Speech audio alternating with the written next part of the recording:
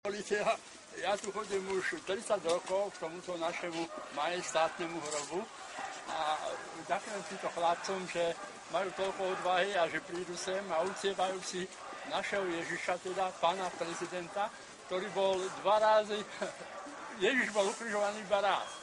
Náš prezident bol obesený dvakrát, lebo prvýkrát sa im to nepodarilo. A o to viac je to najväčšia krivda, ktorá sa udiala v tej povojnovej histórii. Bola to proste dvojnásobná vražda a už aj stvoriteľ tomu chcel zabrániť, keď prvýkrát sa im to nepodarilo. Oni ho znovu zdvihli a znovu ho obesili, keď sa im vyšmykol z tej šmičky. A podneska ho označujú za nejakého fašistu. Prosím vás, že ten jediný, čo bol odsúdený za slovenského štátu na smrť, bol nejaký Horvát, ktorý s letadlom utiekol do Budapešti, tam havaroval a oni ho vydali. Odsúdil ho ten prokurátor nešťastný, ten už zomrel proste, že na smrť. Podal si o milosť a prezident Tiso mu udelil milosť. Rozumiete? Jediný justičný rozsudok smrti nebol vykonaný, teda pokiaľ ja viem, ja som nie až taký znalec, ale keď každý si požiadal, kto bol odsúdený o milosť a ju dostal, lebo kňaz nemôže inak konať ako posvediť smrť. No, takže nemáme sa my Slováci za čo hanbiť. A my máme najviac medailí v celom svete do počtu obyvateľov za záchranu židovských občanov.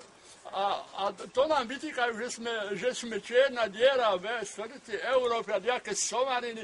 Preboha, veď ja poznám veľa ľudí, čo schovávali Židov a nakoniec tí schovaní sa im odľačili veľmi negatívne. Rozumiete? Nebolo to pozitívne pre tých, ktorí riskovali život. A títo ľudia ani nie sú ochotní žiadať o to, aby boli zapísaní ako do tej milosrdných národov, lebo ako to oni nazývajú tí Židia.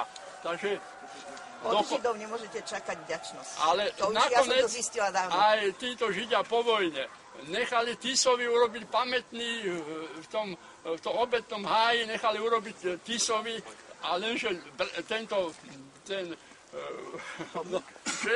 český prezident, no jak sa volá ten bandita, čo ho nechal obesiť, rýchlo mi to vypadlo. Beneš, to zariadil, keď sa dozvedeli, že to tam je v tom háji milosrdných, tak zariadil, aby to odstránili Židia.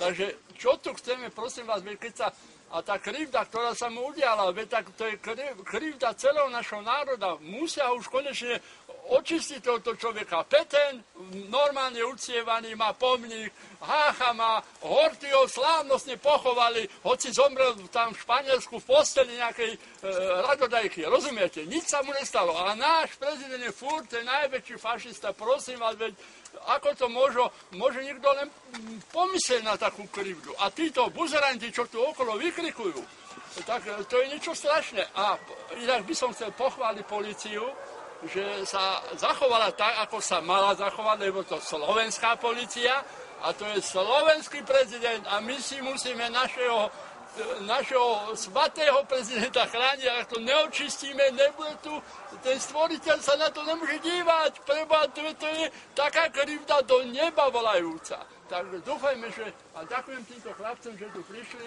a hlavne aj tým policajtom, že urobili to, čo urobili, že chránili Slovensko, lebo vy ste Slovensko a budúcnosť Slovenska.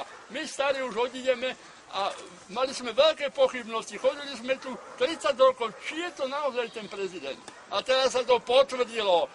Čas ostatkov je pochované v katedrále v Nitre. A viete, aké je to majestát? To je niečo úžasné, že to došlo do takého, že a príde čas, že tento náš svetec bude očistený a tá kliatba, ktorá je na Slovensku daná tým, že si nevieme ho očistiť, tak potom Slováci budú slobodnejšie dýchať, budeme sa mať lepšie a to, čo...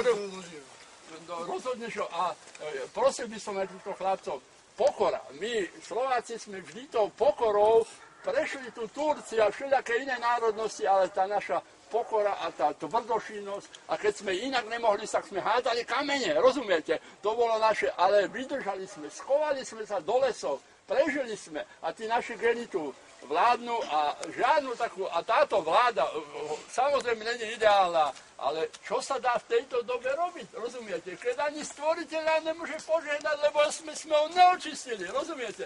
Tak vyzývam vás, chlapci, pokorne, tichúčko, príde čas, očistíme toho našeho svätého a určite bude Slovensko bude inak ako je teraz, budeme sa učiť históriu, naše deti veď sa neučia históriu, my sme furt fašisti, klerofašisti, kto to kedy videl, od malička už štepujú a Maďari tuto si vychvalujú, dokonca si robia nároky, majú v štátnom znaku, Maďari majú náš cyrilometodický znak. Rozumiete, všetko, čo bolo naše, nám ukradli, ale nech si to majú.